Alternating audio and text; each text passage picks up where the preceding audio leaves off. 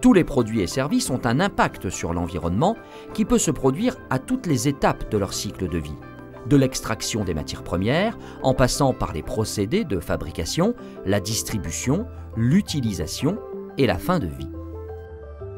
La mise en œuvre d'approches cycle de vie, comme l'analyse en cycle de vie, l'éco-conception et l'affichage environnemental, permet une utilisation plus efficiente des ressources et réduit l'impact environnemental des produits et des services tout au long de leur cycle de vie.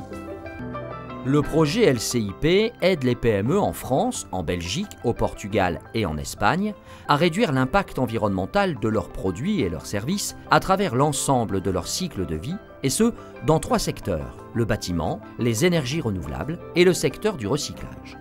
Le projet LCIP est une grande opportunité justement pour des PME qui n'ont pas au départ l'élan ou les moyens ou le temps pour se lancer dans l'approche cycle de vie, d'être accompagné et de pouvoir réaliser ce type de démarche dans un contexte très favorisé, à la fois financièrement et au niveau de l'accompagnement par des experts et des coachs. On a mis en œuvre 8 projets pilotes, 4 dans le secteur de la construction et 4 dans le secteur de la gestion des déchets en Wallonie. Ces projets de 6 mois ont été accompagnés par des experts du CSTC, de Materia Nova et de l'ULG et ont permis d'aboutir à une première ACV, une première analyse de cycle de vie de certains processus ou de certains produits au sein de ces entreprises. Alors PCIM s'est proposé d'aborder une approche de cycle de vie avec le pôle Greenwind afin de encore améliorer davantage son procédé de fabrication, de faire une réduction éventuellement de coûts énergétiques et donc d'être plus bienveillant vis-à-vis de l'empreinte écologique. Alors toutes les questions qui concernent le cycle de vie sont des questions qui nous intéressent au plus haut point depuis quelques années. Tout d'abord parce qu'il faut absolument voir l'avenir d'un point de vue matériaux avec suffisamment de recul. Et donc cet aspect cycle de vie est un élément primordial dans l'analyse de ces matériaux de demain. 32 PME en région Hauts-de-France, en Wallonie, au Portugal et au Pays Basque espagnol ont démontré les avantages environnementaux et économiques de l'intégration d'approches cycle de vie dans leur pratique d'entreprise. Le projet LCIP doit son succès à l'engagement des parties prenantes qui se sont activement engagées dans le projet. Les représentants des différents secteurs, associations professionnelles, universités, organismes régionaux, consultants environnementaux et autres intervenants ont accompagné les PME via des formations, du conseil et de l'expertise durant leur projet. La prise en compte des impacts environnementaux devient stratégique et primordiale afin de pouvoir développer une activité pérenne et durable. Ne pas en tenir compte, c'est s'exposer à une obsolescence relativement à court terme du produit ou du service que l'on pourrait mettre sur le marché. Ne pas penser durable aujourd'hui, c'est un risque pour demain.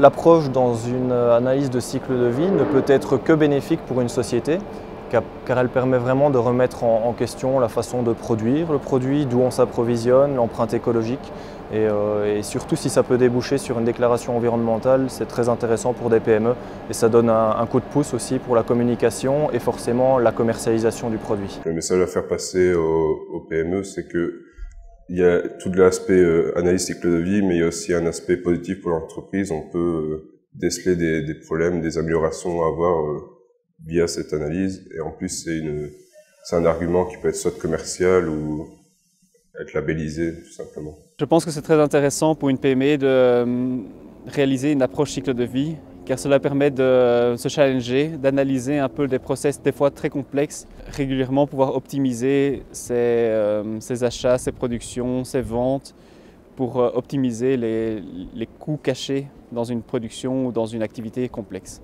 Nous voulons donc après apporter des solutions pour améliorer à la fois améliorer l'impact environnemental, mais aussi réduire donc les coûts de production qui sont à la fois bénéfiques pour notre entreprise, mais également pour les clients de la société Mobic. C'est sûr qu'il y a une sensibilisation auprès des politiques et auprès du public. C'est clair qu'on espère pouvoir voir apparaître dans quelques années dans les cahiers des charges des restrictions par rapport aux outils, par rapport à l'impact environnemental des procédés de fabrication. Et ça, ce sont des éléments qui, pour moi, pousseront de plus en plus vers l'utilisation justement et vers le calcul de l'analyse du cycle de vie. Pour que vraiment des entreprises fassent plus d'analyses de cycle de vie ou que plus d'entreprises fassent des analyses de cycle de vie, moi je pense que ça va passer par une question réglementaire. Je crois vraiment que ça va être un levier important et aussi en fait de pouvoir avoir finalement des analyses de cycle de vie qui puissent réellement être comparées les unes aux autres.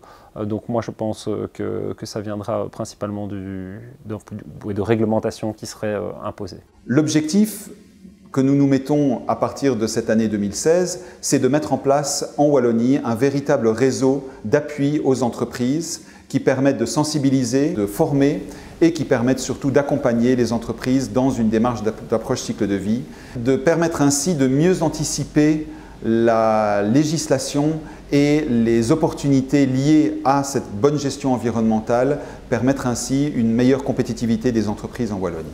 L'approche cycle de vie, c'est vraiment un outil très utile, très intéressant pour développer un produit, un nouveau produit, mais aussi un produit existant, l'améliorer.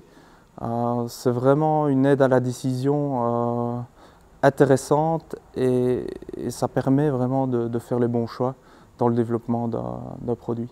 Il faut le rendre accessible, plus accessible, l'expliquer. Il faut aussi que le coût soit abordable pour une petite entreprise ou pour une moyenne entreprise. Donc je pense que ça doit être soutenu par le politique. C'est ça qui aidera à en parler et à l'inclure dans plusieurs sociétés qui n'y pensent pas peut-être.